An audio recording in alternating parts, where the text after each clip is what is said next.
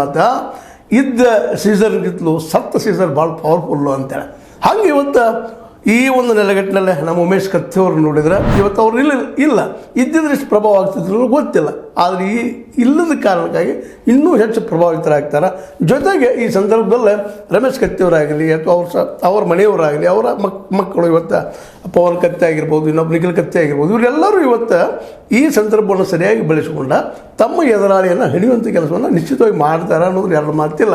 ಯಾಕಂದರೆ ಜಾರಕಿಹೊಳಿ ಅವರಿಗೆ ಆಗಿರ್ಬೋದು, ಜಾರಕಿಹೊಳಿ ಕುಟುಂಬದಿಂದ ನಮ್ಮ ಕತ್ತಿಯವ್ರ ಕುಟುಂಬಕ್ಕೆ ಹೆಲ್ಪ್ ಆಗಿರ್ಬೋದು, ಕತ್ತಿಯವರಿಂದ ಜಾರಕಿಹೊಳಿ ಕುಟುಂಬಕ್ಕೆ ಹೆಲ್ಪ್ ಆಗಿರ್ಬೋದು. ಸಹಜವಾಗಿ ಅವರು ತಾವು ಏನು ಹೆಲ್ಪ್ ಮಾಡಿರ್ತಾರೆ ಆ ಮಾತುಗಳನ್ನ ಅಷ್ಟೇ ಮಾತಾಡ್ತಾ ಇರ್ತಾರೆ. ಲಾಭ ಪಡೆದದ್ದನ್ನು ಯಾರು ಮಾತಾಡ್ತಾ ಇರೋದಲ್ಲ. AB ಪಾಟೀಲಿಂದ ಕತ್ತಿಯವ್ರಿಗೆ ಆಗಿರ್ಬೋದು, ನಮ್ಮ ಜಾರಕಿಹೊಳಿ ಸಹೋದರಿ ಆಗಿರ್ಬೋದು, ಜಾರಕಿಹೊಳಿ ಸಹೋದರಿಂದ AB ಪಾಟೀಲ್ರಿಗೆ ಆಗಿರ್ಬೋದು, ಜೊತೆಗೆ ಜೊಲ್ಲೆಯವ್ರಿಗೆ ಆಗಿರ್ಬೋದು, ಯಾವುದೋ ಒಂದು ಸಂದರ್ಭದಲ್ಲಿ ರಾಜಕೀಯವಾಗಿ ಹೆಲ್ಪ್ ಆಗೇ ಆಗಿರ್ತಾವೆ. ಅವುಗಳಲ್ಲಿ ಈ ಸಂದರ್ಭದಲ್ಲಿ ಉಮೇಶ್ ಕತ್ತಿಯವರು ಇಲ್ಲ ಅನ್ನೋ ಕಾಲಕ್ಕೆ ಇವರೆಲ್ಲ ಬರ್ತಾ ಇದ್ದಾರೆ ಅನ್ನುವಂಥ ಮಾತನ್ನು ಒಂದು ಅವರ ಕ್ರಿಯೇಟ್ ಮಾಡ್ತಾ ಇದ್ದಾರೆ ನಮ್ಮ ರಮೇಶ್ ಕತ್ತಿಯವರು.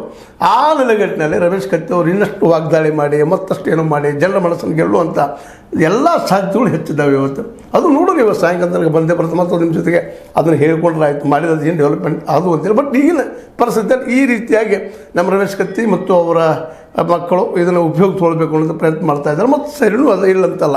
ರಾಜಕಾರಣದಲ್ಲಿ ಮತ್ತು ಯುದ್ಧದಲ್ಲಿ ನೀವು ಏನು ಬೇಕಾದ ಮಾಡಿ ಅದು ಹೇಳ್ತಾರಲ್ಲ, ಪ್ರೀತಿ ಮತ್ತು ಯುದ್ಧದಲ್ಲಿ ಏನು ಮಾಡಿದ್ರು ಸೈ ಅಂತ ಗೆಲ್ಲೋದು ಮುಖ್ಯ ಇರ್ತದೆ ಗುರಿ ಇಲ್ಲೇ. ಆ ದಿಶೆಯಲ್ಲೇ ಹೆಜ್ಜೆ ನೀಡ್ತಾ ಇದ್ದಾರೆ. ಈ ಹೆಜ್ಜೆ ಮೋಸ್ಟ್ಲಿ ಜಾರಕಿಹೊಳಿ ಸಹೋದರರಿಗೆ ಮತ್ತು ಜೊಲ್ಲೆಯವರಿಗೆ ಭಾಳಷ್ಟು ಹೆವಿ ಆಗ್ಬೋದು ಏನೋ ಅಂತೇಳಿ ಮಾತುಗಳನ್ನೆಲ್ಲ ಮಾತಾಡ್ತಾ ಇದ್ದಾರೆ ಅನ್ನಿಸ್ತಾ ಇದೆ. ರೀತಿಯಾಗಿ ಈ ಒಂದು ನಮ್ಮ ಗೋಕಾಕದ ಈ ರಾಜಕಾರಣಿಗಳು ಮತ್ತು ಚಿಕ್ಕೋಡಿಯ ರಾಜಕಾರಣಿಗಳು ಹುಕ್ಕೇರಿ ರಾಜಕಾರಣಿಗಳು ಈ ನೆಲೆಗಟ್ಟಲ್ಲಿ ಸೋಲಿಸ್ಬೋದಾ ಅನ್ನುವಂಥ ಒಂದು ಪ್ರಶ್ನೆ ಧೋಳದಾಗಿ ಎದ್ದುಬಿಟ್ಟಿದೆ.